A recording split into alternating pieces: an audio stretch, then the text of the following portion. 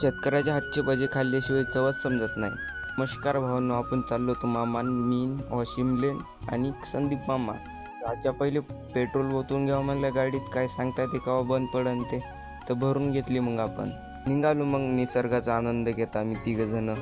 या आपल्या वाशिमच्या रस्त्यावरचं बोर्ड आलो. मग दवाखान्यात आल्या दवाखान्यात आलो. नंबर लावायचा होता तर नंबर लावून घेतला. मग जात होतं नागेश भाऊच्या हॉटेलवर.